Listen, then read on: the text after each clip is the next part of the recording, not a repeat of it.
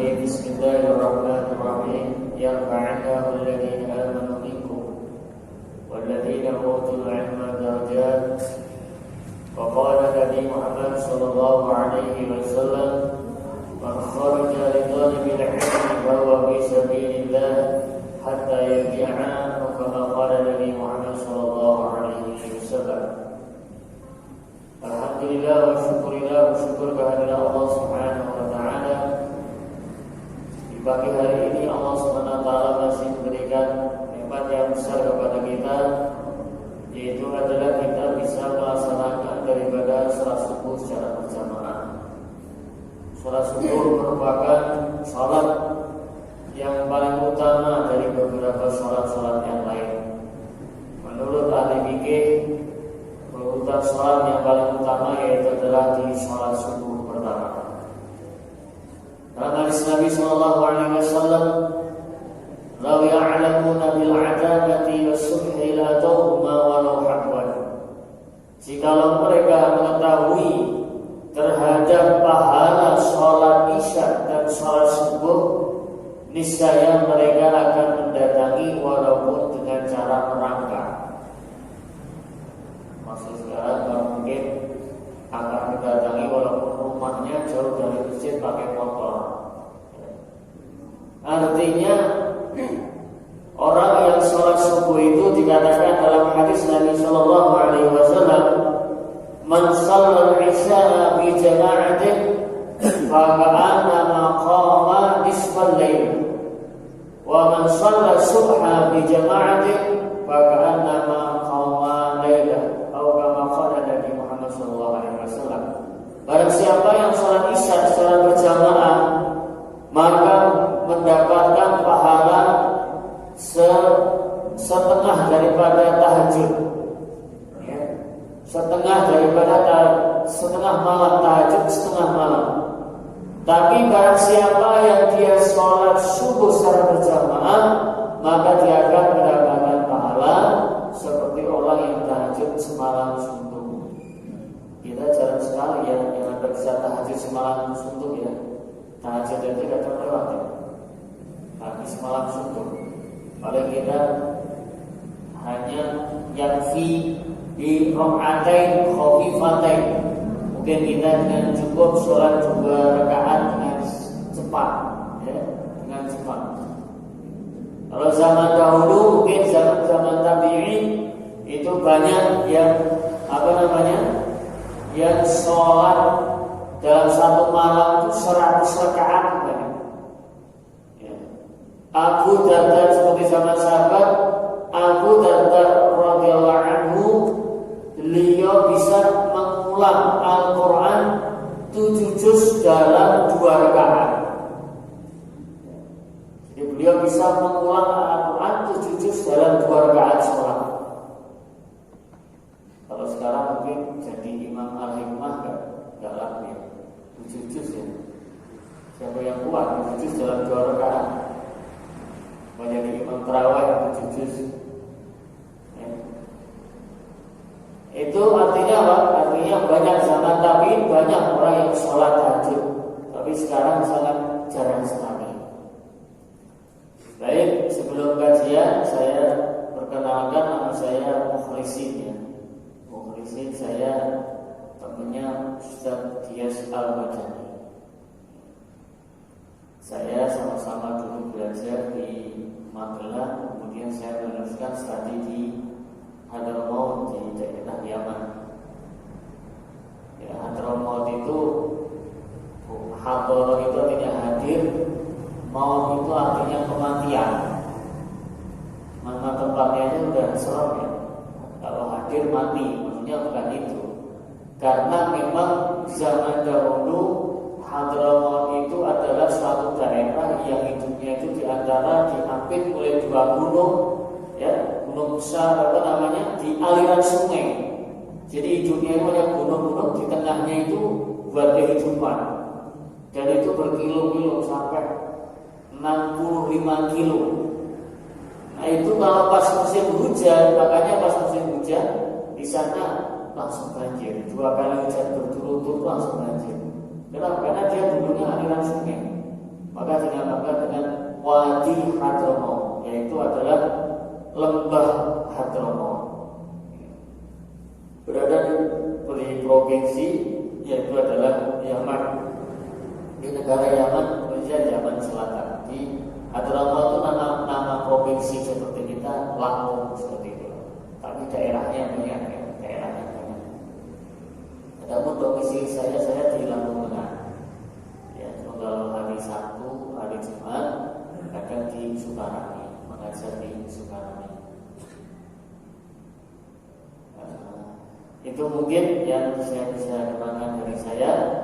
Dan untuk subuh ini yaitu mengisi kajian, sebenarnya saya panggilin Ustaz ya, suruh panggilin, tapi beliau tadi suruh subuh, setiap subuh di sini Sabtu subuh sama Ahad subuh ya, kajian rutin.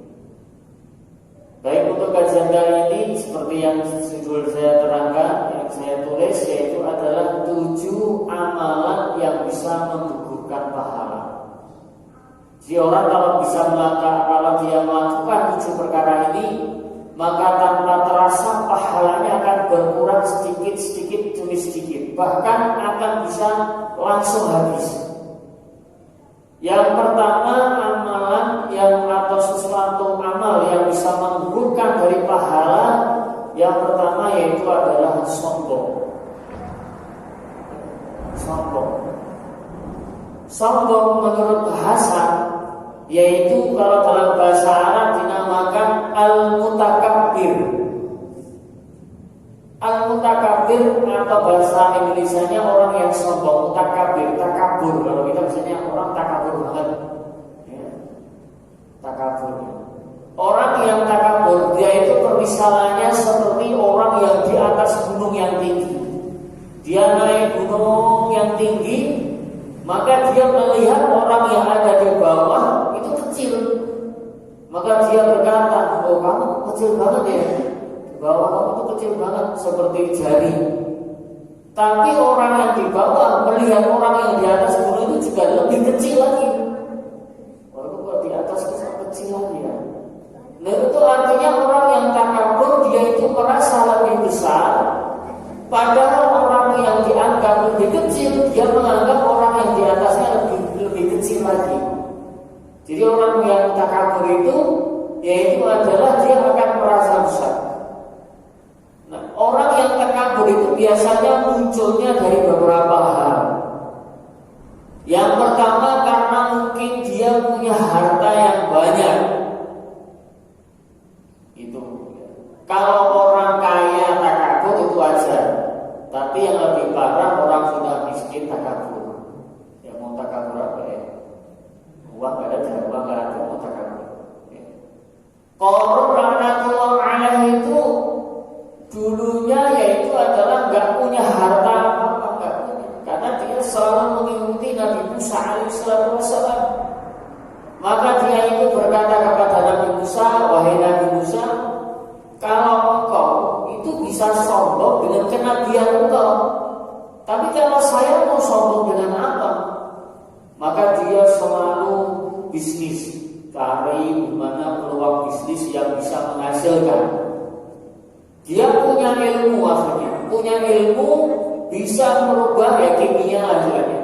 Dia bisa merubah suatu bahan itu bisa langsung jadi emas. Jadi itu ngambil timah di bawah, dinaikkan, diolah sampai dia jadi emas. Wah, akhirnya orang bisa berubah jadi emas. Sekarang banyak bapak bisa di ngebor terus naikin bisa jadi emas, langsung bisa kaya dia. Emas aja segram berapa sekarang? 900.000 satu gram. Nah, kalau sehari bisa membuat emas 100 gram itu udah berapa juta itu. Nah, kalau sebulan akhirnya Qarun ini kaya. Itu, nah ketika dia kaya, dia lupa kepada Allah SWT. Bahkan dikatakan kekayaan Qarun itu kuncinya saja di bawah. Jadi punya gudang untuk sampai ke harta penyimpanan itu melalui 70 kunci. Jadi rumahnya berangkasnya uangnya itu sampai 70 kunci. Jadi kalau mau masuk kunci pertama, kunci kedua, kunci ketiga sampai 70 kunci. Dan hartanya kuncinya saja dikatakan kuncinya Qarun itu, yaitu kalau di bawah 70 onta tidak kuat. Kuncinya belum hartanya, belum hartanya begitu banyak. Tapi ketika dia sombong maka dihancurkan oleh Allah Subhanahu wa taala. Fa khasafna bihi fil ardh, maka Allah Subhanahu wa taala tenggelamkan dia bersama harta-hartanya di buminya Allah Subhanahu wa taala. Ini yang pertama, biasanya orang sombong itu karena harta. Karena harta. Yang kedua, sombong karena ilmu. Ya, sombong karena ilmu itu bisa terjadi. Sombong karena ilmu. Yang ketiga, sombong karena jabatan. Punya jabatan, dia sombong. Ya, oh saya ini kepala ini, saya kepala ini. Ya, dia bisa sombong. Padahal ya jabatan itu hanya sementara. Seperti Fir'aun laknatullah alaih. Fir'aun laknatullah alaih itu dia itu sombong karena dia punya kedudukan yang tinggi. Sebenarnya Fir'aun itu pertama yaitu adalah bukan orang yang punya jabatan. Jadi dalam riwayat dikatakan Fir'aun laknatullah alaih itu ya rakyat biasa seperti ya umumnya. Maka itu dia itu melihat di sebuah kuburan. Jadi ada TPU lah ya, tempat kuburan umum itu. Orang kalau mau menguburkan itu harus ngasih pajak sama penjaganya. Akhirnya dia itu berpikir, wah ini kayaknya masuk juga ini buat penghasilan. Akhirnya dia itu nyari kaplingan kuburan umum yang belum ada pajaknya. Hanya dia pasang, kalau mau memakamkan di sini harus bayar pajak. Akhirnya dia itu terus itu, hanya orang kalau mau memakamkan di situ pajak terus. Akhirnya ada sesuatu anak raja yang meninggal. Raja meninggal di situ, terus mau menguburkan, diambil pajaknya. Loh, ini kok diambil pajaknya? Siapa yang buat ini? Oh, saya. Kalau mau memakamkan di sini harus pajak. Kalau nggak boleh memakamkan di sini. Akhirnya dimakamkan di situ. Setelah itu, ini orang ini berpikir ini kayaknya pintar kalau jadi menteri perpajakan. Akhirnya bahwa Fir'aun laknatullah alaih itu diangkat menjadi menteri perpajakan.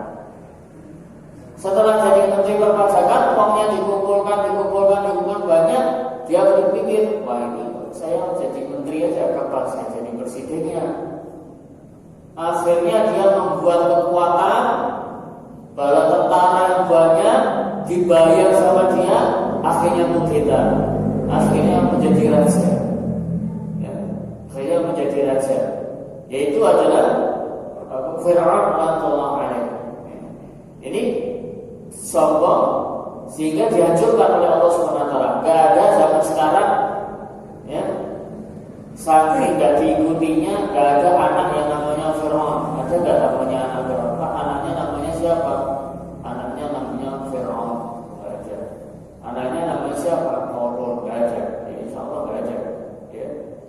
Nah itu sombong adalah, kalau di dalam hadis dikatakan sombong adalah memandang dirinya berada di atas kebenaran dan merasa lebih di atas daripada orang lain. Itu adalah dalam ayat Al-Quran Allah Subhanahu wa taala berfirman, "Wala tusa'ir khaddaka linnas wala tamshi fil ardi maraha innallaha la yuhibbu mukhtalin fakhur." Sungguhnya wala tusa'ir khaddaka linnas, janganlah kamu memalingkan mukamu dari manusia. Ya. Memalingkan kamu dari manusia. Wala tamshi fil ardi maraha, dan jangan berjalan di bumi ini dalam keadaan angkuh.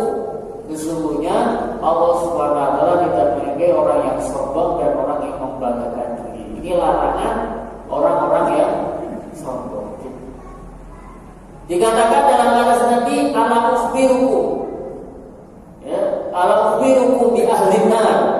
Maukah saya kabarkan kepada kalian banyaknya penghuni ahli neraka? Jadi penghuni ahli neraka itu kebanyakan dua. Yang pertama laki-laki yang sombong, yang kedua adalah wanita. Tapi kebanyakan majelis taklim itu yang hadir wanita ya. Kalau ada pengajian kira-kira yang banyak hadir itu laki-laki atau perempuan? Perempuan banyak. Di tempat saya ngadain pengajian itu paling laki-lakinya ya 10 lah. Tapi perempuannya banyak. Bisa ratusan, 150 lebih. Laki-lakinya paling 10. Tapi kalau di dalam riwayat Nabi ketika Isra Mi'raj melihat neraka, itu yang paling banyak penghuninya adalah wanita. Jadi wanita itu masuk neraka bukan karena apa-apa, karena nggak taat sama suaminya. Ya. Makanya dikatakan dalam hadis Nabi itu, wanita itu walaupun kalian mengasihi kebaikan 1000 kebaikan, tapi kalau kalian ini berbuat jelek satu sekali saja, maka yang diingat itu jeleknya yang 1000 itu hilang. Kira-kira benar nggak? Betul. Ya. Kalau urusan Polda ya, polisi dan Polri sulit. Sayyidina Umar itu kuatnya kayak apa? Hebatnya kayak apa? Ya, setan aja nggak berani lewat terhadap jalan yang dilewati oleh Sayyidina Umar. Tapi istrinya marahin terus sehari 70 kali marah. Ya, jadi dalam riwayat ada orang itu mau curhat sama Sayyidina Umar perihal tentang istrinya yang cerewet. Maka dia itu datang kepada Sayyidina Umar. Pas Sayyidina Umar dimarahin sama istrinya. Akhirnya Sayyidina Umar keluar, kemudian berkata, "Wahai fulan, kamu mau apa?" "Oh, maaf ya Khalifatullah, ya wahai Khalifahnya Allah SWT, saya sebenarnya ingin curhat. Cuma kita ternyata kita ini satu nasib. Jadi saya nggak jadi curhat lah." Kata orang itu seperti itu. Ya maksudnya, iya saya itu mau curhat, saya di rumah dimarahin istri saya terus. Mau curhat bagaimana mengatasi agar istrinya nggak marah. Tapi saya lihat Anda dimarahin oleh istrinya. Oh ya nggak apa-apa. Ya lihat kebaikannya aja. Ya, kamu bisa nggak melahirkan? Oh nggak bisa. Kamu bisa nggak menyusui? Nggak bisa. Dia itu yang menyusui anak kamu, yang merawat anak kamu, yang mencuci baju kamu. Ya udah lihat kebaikannya aja. Ya, nah, seperti itu. Jadi yang paling banyak yaitu adalah orang yang sombong, yang kedua adalah perempuan. Ada satu kisah. Kisah ini zaman Imam Malik rahmatullahi alaih. Jadi Imam Malik itu beliau membacakan suatu riwayat. Orang itu kalau mau sedekah itu diikuti oleh 70 setan. Jadi orang kalau mau sedekah itu ke masjid, ke pondok pesantren atau apa itu, setan mulai membisikkan, "Apa sedekah? Nanti hartamu habis." Banyak. Kalau udah sedekah juga dibisikin setan, "Oh kamu sedekah hebat banget, hebat banget." Ya. Akhirnya ada satu jamaah ini nggak percaya, nggak percaya. Orang sedekah tinggal sedekah aja, masa setan ikutin 70 setan. Akhirnya dia pulang di rumah itu ada 2 karung beras, dipanggul sama orang itu, akhirnya dibawa ke masjid. Dibawa ke masjid ada orang fakir, ya, ada orang fakir ditempatkan di masjid itu. Di situ ada Imam Malik. Ketika itu ya, ini saya mau sedekahkan beras untuk kalian, semoga bermanfaat. Tahu-tahu di belakang jauh itu ada orang teriak-teriak, perempuan. Mau bawa kemana itu? Pak, itu mau bawa kemana? Akhirnya dia dekat. Kalau kamu sedekahkan beras itu, kita mau makan apa?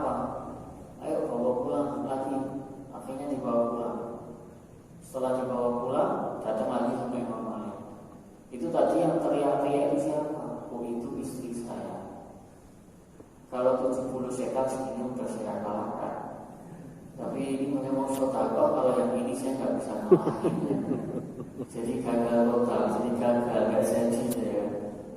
Ya, harus ACC dulu lah bahasanya gitu ya. Jadi yang pertama, karena apa? Karena sifat takabur itu sifatnya Allah. Ada sifat Allah SWT yang boleh dipraktekkan. Contoh Ar-Rahim itu boleh dipraktekkan. Kasih sayang Allah SWT. Ar-Raufur Rahim. Kemudian lagi sifat sifat-sifat yang baik yang lain, ya. Kemudian, tapi ada sifat yang sifatnya nggak boleh diamalkan oleh hambanya, nggak boleh dipraktekkan. Al-Jabbar, Zat yang maha kuat, yang maha bertindak, sekehendak apapun nggak ada yang bisa menolak. Al-Jabbar. Kemudian lagi Al-Mutakabbir, Zat yang maha sombong, artinya yang mempunyai kesombongan hanya Allah SWT. Maka nanti di akhirat semua raja-raja yang mengaku raja, presiden, bupati, gubernur, siapa itu akan dibangkitkan oleh Allah SWT. Setelah dibangkitkan oleh Allah SWT, maka Allah SWT akan berfirman, Aina mulukul ardh. Mana sekarang raja-raja yang mengaku raja di bumi? Sekarang di sini mau jadi raja enggak? Artinya enggak bisa apa-apa. Ya, jadi sifat al-mutakabbir itu enggak boleh diamalkan. Tapi kalau sifat-sifat yang baik yang dimiliki oleh Allah SWT boleh dipraktekkan. Contoh Ar-Rauf, Ar-Rahim, kemudian Al-Wadud, ya, yang maha kasih sayang, yang maha Al-Hakim, yang maha bijaksana, itu boleh dipraktekkan. Ketika dipraktekkan itu akan menimbulkan suatu sifat-sifat yang baik. Tapi ada suatu sifat yang enggak boleh dipraktekkan. Dan juga sombong ini merupakan sifatnya iblis. Iblis beribadah kepada Allah SWT sampai ke arsy-Nya Allah SWT, sampai melihat daripada arsy-Nya Allah SWT. Tetapi ketika dia tidak dipilih oleh Allah SWT menjadi khalifah, ketika Allah SWT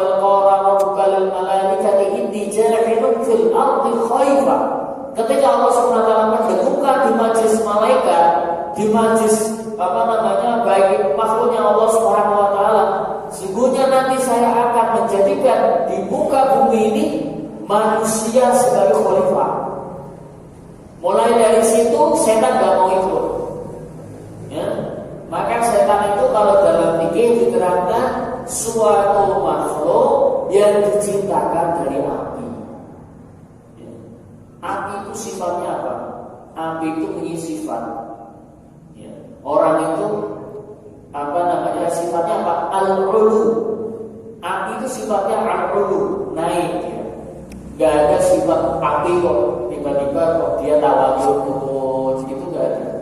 Ada gak korek api dinyalakan kemudian dia turun gitu? Gak ada. Kalau api itu dinyalakan dia akan iltihab namanya. Kalau dalam bahasanya iltihab, yaitu dia menyala naik dan dia akan menunjukkan kesombongannya, itu namanya api. Kalau kita terbuat dari tanah, sifat aslinya tanah yaitu adalah tawadhu. Ya, tawadhu. Ya. Jadi dosa pertama yang dimiliki oleh iblis yaitu adalah sombong. Dikatakan kenapa ketika Allah SWT mengatakan A'asjudu liman khalaqtahu min tin wa khalaqtahu min nar. Bagaimana saya akan sujud kepada seseorang yang dia terbuat dari tanah sedangkan saya terbuat dari api. Itu artinya iblis itu dia itu melihat, gak mau sujud karena melihat fisik daripada penciptaannya, bukan karena perintah Allah Subhanahu wa taala. Maka setan itu ketika bedanya setan dengan Nabi Adam, kalau setan ketika dia diusir oleh Allah Subhanahu wa taala, maka dia itu langsung balas dendam. Kenapa dia balas dendam? Karena dia tidak mau ikut karena didasari dengan kesombongan. Biasanya orang orang sombong itu ketika dia nggak dipilih kalah, dia ada unsur satu, balas dendam. Oh apa sih ini yang ngalahin saya ini, tak hancurin aja. Saya doain cepat nanti ketangkep KPK, setelah itu ganti saya.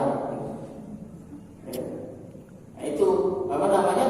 Tapi kalau Nabi Adam ketika diusir oleh Allah Subhanahu wa taala dari surga ya menuju ke bumi ya. Jadi Nabi Adam ketika sudah makan buah roti diturunkan dari surga kemudian di bumi. Nabi Adam ketika diturunkan itu sudah di bumi, ya namanya enggak di surga lagi. Maka Nabi Adam itu apa namanya? Sakit perut. Maka tanya sama malaikat, baik malaikat, kok saya perutnya seperti ini, kenapa ini? Oh itu namanya sakit. Loh sakit kenapa? Karena kamu lapar. Kok lapar? Iya. Kalau kamu di surga, gak usah nanam, langsung panen, langsung bisa kamu makan. Tapi kalau di bumi harus nanam dulu. Berarti harus nanam apa? Akhirnya nanam gandum. Dikasih benih oleh malaikat gandum, akhirnya nanam gandum. Setelah nanam gandum itu hasil gandumnya. Tapi masih bingung Nabi Adam, ini cara makannya gimana? Ya diolah, dipanen, digiling, kemudian baru bisa kamu makan. Jadi awal mula apa namanya seorang yang jadi petani yaitu adalah Nabi Adam alaihissalatu wassalam. Gandum. Nah, itu adalah dosa. Nah, ketika itu setan mengatakan la ughwiyannahum ajma'in illa ibadaka minhumul mukhlasin. Dikatakan setan mengatakan saya akan sesatkan semua manusia ini satu persatu sehingga tidak akan tersisa kecuali orang yang ikhlas. Kalau orang ikhlas tidak akan tergoda oleh setan. Ya. Tapi Nabi Adam alaihissalatu wassalam ya, ketika beliau diturunkan oleh Allah SWT dari surga, maka mengatakan Rabbana zalamna anfusana wa illam taghfir lana wa tarhamna lanakunanna minal khasirin. Mengaku zalim, mengaku keliru ya, itu Nabi Adam alaihissalatu wassalam. Maka setan itu mencari teman sebanyak-banyaknya ya, mencari teman sebanyak-banyaknya. Licinnya setan apa? Nanti kalau sudah masuk neraka, teman-temannya sudah masuk neraka Allah Subhanahu wa taala yang mengatakan kama sari syaitan itu kalau insan kufur kalau maka faraqala ini barimuka ini Allah berani. Ketika sudah masuk neraka, maka orang masuk neraka ini protes sama setan. Setan, dulu kamu itu ngajak saya ini, ngajak ini. Akhirnya dia mengatakan, oh itu terserah saya. Ini dari minta saya bebas selingkuh. Itu urusan kamu. Ini Allah Rabbul Alamin. Sehingga saya takut sama Allah Subhanahu wa taala. Cuma setan itu ada dua, minal jinnati wan nas. Minal jinnati itu dari jin ya, setan itu kelihatan. Itu lebih mudah diusir. Kita baca ta'awud, baca apa namanya ayat kursi. Ya, tapi kalau setan yang nampak ini lebih sulit diusir. Yaitu manusia. Ngajak orang maksiat, ayo minum khamar, ayo narkoba. Allahu Hayyul Qayyum. Baca ayat kursi paling temannya, kok ngapain kamu malah ngaji? Ayo cepat narkoba. Lebih sulit diusir ya. Maka dikatakan minal jinnati wan nas, dari jin dan manusia. Yaitu apa namanya? Kita berlindung dari was-was yang juga oleh setan dan manusia yang mengajak keburukan kepada kita. Itu adalah masalah tentang kesombongan. Ya. Yang dinamakan sombong, ada seorang sahabat datang kepada Nabi Shallallahu Alaihi Wasallam. Ya. Ketika itu memakai baju yang bagus, ya, memakai wangi-wangian, maka ditanya kepada Rasul, Rasulullah, kalau seperti ini apakah namanya sombong? Rasul mengatakan tidak. Namanya sombong yaitu adalah batrul haq wa ghamtun nas, menolak perkara yang hak dan meremehkan orang lain, itu namanya sombong. Ya. Jadi sombong itu bukan berarti kok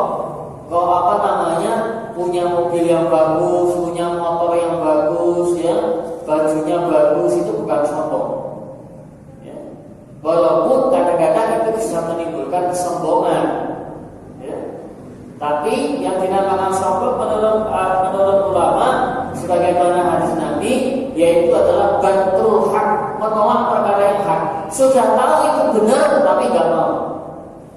Setan itu sudah dikasih tahu yang benar itu Nabi Adam jadi khalifah. Sudah berulang-ulang diucapkan oleh Allah SWT tapi dia nggak mau. Untuk sujud kepada Nabi Adam alaihi salatu wassalam. Itu yang pertama, yaitu adalah sombong. Kemudian yang menghancurkan amal lagi yang kedua, yaitu adalah hasud. Sifat hasud. Ya, sifat hasud itu dikatakan lebih cepat akan menghancurkan amal daripada api yang menghabiskan daripada kayu. Ya. Kenapa seperti itu? Hasud itu apa? Hasud itu menurut ulama yaitu adalah rasa keinginan yang dimiliki oleh seseorang agar nikmat yang ada pada orang lain itu hilang. Ya. Jadi dia itu pengen, tapi nikmat yang ada pada orang lain itu hilang. Contoh, dia lihat tetangganya beli mobil, dia pengen, wah saya pengen mobil ini, saya doakan semoga tetangga saya nanti itu liburan, tabrakan, kapok bener. Ada tetangganya bangun rumah, wah semoga nanti rumahnya, wah ini didoakan jelek lah. Yaitu namanya itu hasud. Yaitu adalah rasa dia ingin seperti dia, tetapi dia ingin juga kenikmatan yang ada pada orang lain itu hilang. Itu namanya hasud. Tapi ada namanya bahasa lagi, yaitu adalah ghibthah. Ya, dalam fikih dinamakan ghibthah. Dan itu diperbolehkan. Ghibthah itu apa? Rasa ingin memiliki tanpa merasa nikmat yang ada pada orang lain itu hilang. Itu boleh. Contoh, tetangganya beli kulkas, kita pengen, istrinya ngomong sama kita, Pak, bolehlah nanti kapan-kapan beli kulkas, sayuran kita ini biar awet.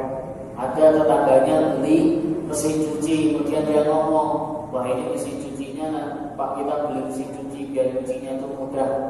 Tanpa dia merasa agar yang nikmat ada pada orang itu hilang, itu namanya adalah ghibthah dan itu boleh, tidak diharamkan oleh Allah Subhanahu wa taala. Ya.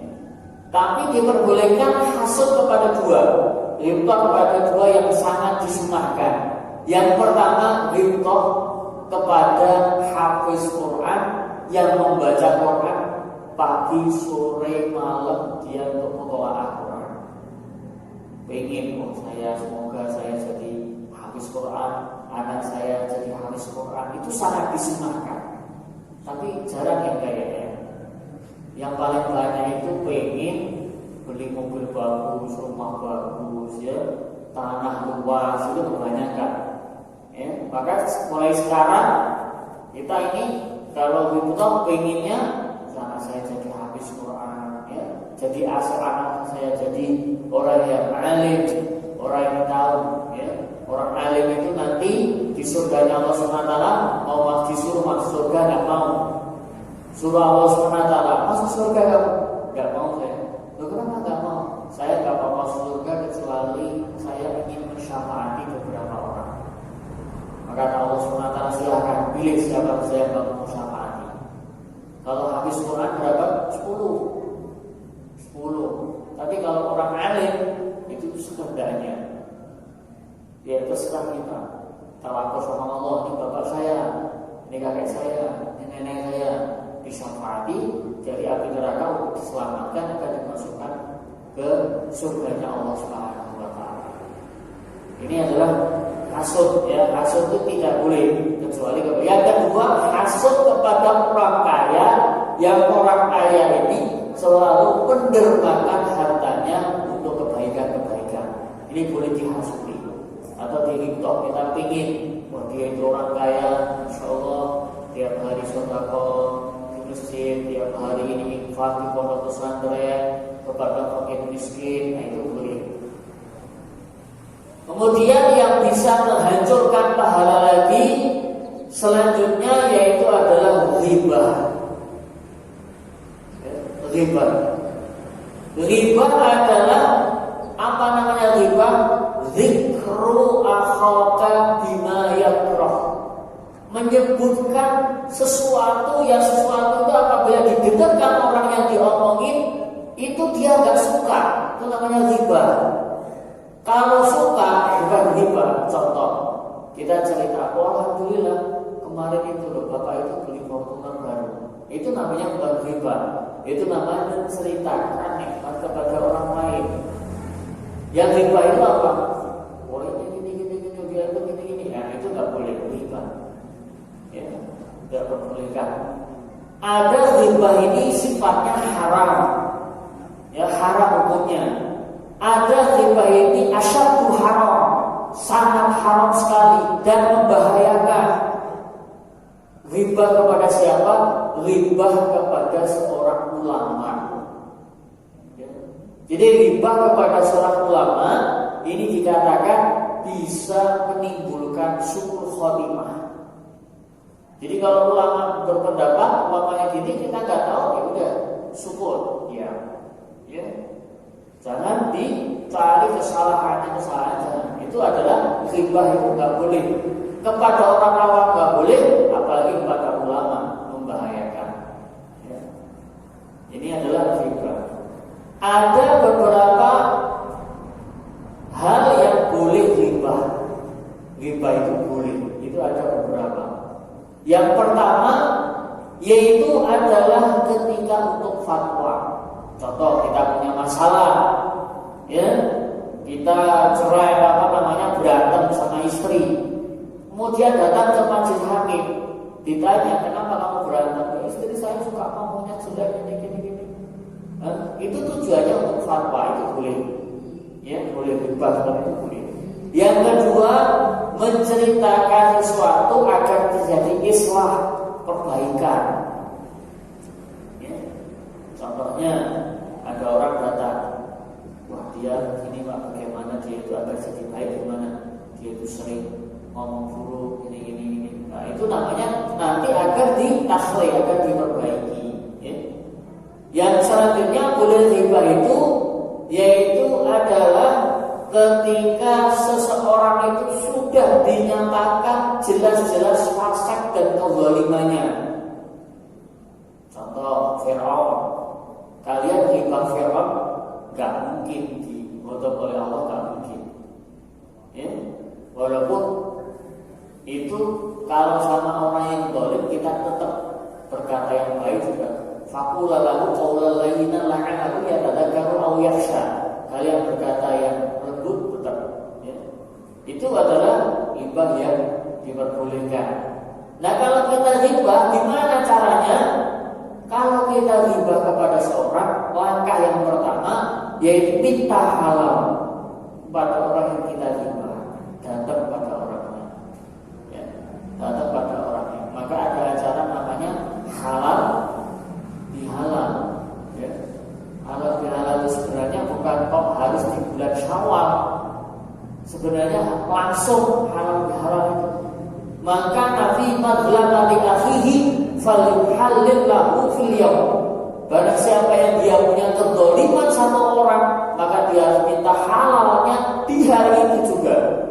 Jadi gak bisa ditunda-tunda, gak ada namanya dirangkai, gak ada. Wah saya tak ngomongin kamu jelek gini.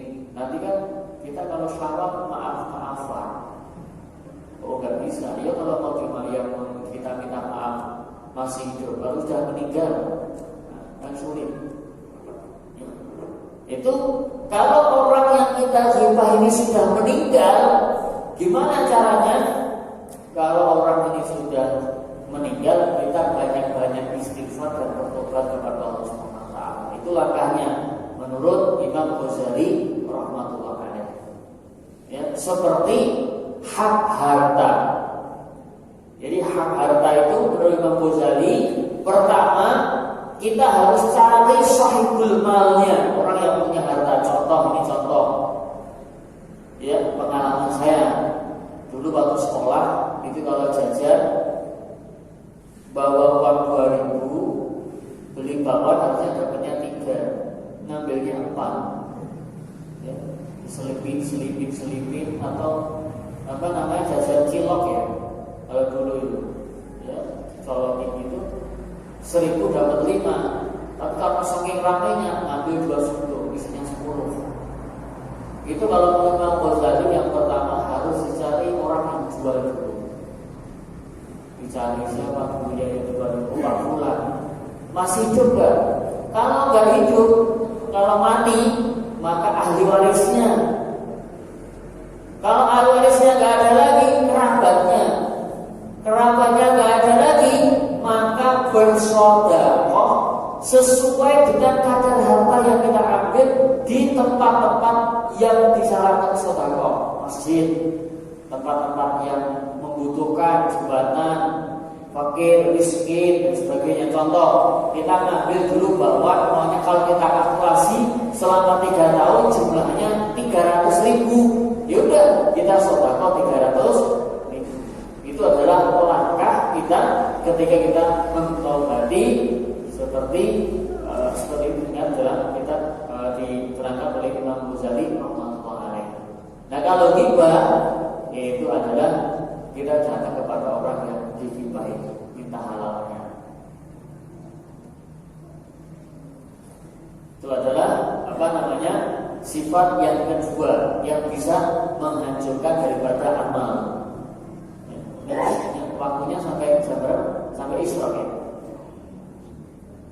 Kemudian yang ketiga yang bisa menghancurkan lagi yaitu adalah ghadab, rasa marah. Ya, tetapi marah itu suatu sifat yang naluri.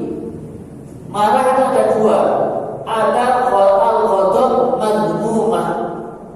Ghadab marah yang dicaci. Itu apa? Yaitu marah yang menimbulkan kejelekan daripada akhlak. Ya, kita nanti marah, akhlak kita jadi buruk, jadi ngomongnya jorok, ngomongnya keras, jadi membuat frontal, pembunuhan dan sebagainya. Ya, ini ghadab. Yang kedua, ghadab yang sifatnya dipuji oleh Allah. Ghadab yang dipuji oleh Allah Subhanahu wa taala yaitu adalah ghadab ketika syiarnya Allah Subhanahu wa taala itu dilanggar. Ada orang enggak sholat, ada orang umpamanya mencaci orang Islam, membakar Al-Qur'an, mencaci Nabi. Nah, kita ghadab itu hukumnya sangat dipuji, diperbolehkan ghadab yang seperti itu. Dan itu dicontohkan oleh Nabi Sallallahu Alaihi Wasallam. Nabi itu kalau dicaci dirinya, beliau nggak ghadab. Tapi kalau yang dicaci itu agamanya Allah, dikatakan beliau tidak akan pernah turun. Artinya tidak akan menurunkan bajunya. Artinya istirahat sehingga hatta istaqamu bi haqqillah, sehingga hak Allah atau syiar Allah itu ditegakkan kembali oleh Allah Subhanahu wa taala. Itu adalah dinamakan dengan ghadab. Ya, ghadab ada 2 ya. Maka ada langkah ketika kita marah. Ya. Contoh kita cekcok sama istri kita marah. Ya, kalau sama istri diam. Jangan jawab. Bahaya kalau Bapak dalam saat A, nanti yang keluar bukan B, tapi ribuan kata. Karena wanita yang suka ngomong, kita ngomong sedikit apa gitu keliru pasti jawabannya lebih banyak. Ya gak Pak ya? Pasti lebih banyak. Kita diam. Ya, Nabi itu ya kalau Siti Aisyah lagi nggak cocok sama Rasulullah diam. Baru kalau sudah selesai, udah Rasulullah dia ngomong. Ya, seperti itu. Kemudian ketika kita ghadab, yang pertama adalah kalau kita berdiri duduk masih kita marah, baring. Maka kalau masih marah lagi, wudu. Karena apa? Karena ghadab ini nanti orang itu kalau ghadab maka dia itu akan aliran darahnya akan dialiri oleh setan, sehingga dia akan melakukan hal-hal yang diharamkan oleh Allah, membunuh, mencaci atau sebagainya. Itu adalah sifat yang ketiga yang bisa menghancurkan daripada amal kita. Yang pertama takabur, yang kedua adalah hasan, yang ketiga adalah riba, yang keempat itu adalah kotor. Ya. Kemudian ada 3 lagi sifat yang mana sifat itu bisa menghancurkan daripada pahala. Cuma waktunya tidak cukup, boleh pertanyaan saja dari jamaah. Ada yang bertanya tentang saya yang terangkan tentang masalah sifat-sifat yang bisa bisa menghancurkan daripada pahala. Yang 3 itu ya selanjutnya adalah uququl walidain, yaitu adalah berdurhaka kepada orang tua. Yang keenam yang bisa menghancurkan amal lagi yaitu adalah murtad. Murtad itu bisa menghancurkan pahala, bisa bukan menghilangkan pahala kalau murtad, tidak tersisa sedikit pun. Kemudian selanjutnya yang menghancurkan daripada pahala lagi yaitu adalah ahdul haq, ahdul mal bi ghairi haqqin. Kalau mengambil harta, ya, yang harta itu adalah remeh, tapi kita sering melakukan. Contoh kita, ini hartanya siapa? Paling juga Rito. Nah, yang seperti itu sering untuk mengurangi pahala. Kalau kita pokoknya kita ada uang, kemudian ini paling juga uang 10.000 diajarin, tak pakai aja. Nah, seperti itu, itu bisa menghilangkan daripada pahala. Jadi 7 amalan itu bisa menghilangkan daripada pahala. Boleh? Ada pertanyaan dari jamaah hal-hal yang saya terangkan atau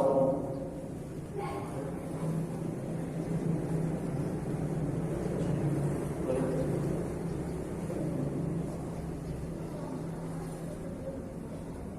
Terima kasih Ustaz. Yang mau saya tanyakan tadi kan Ustaz bilang yang akan menghilangkan pahala dan saya pahala itu apa Ustaz?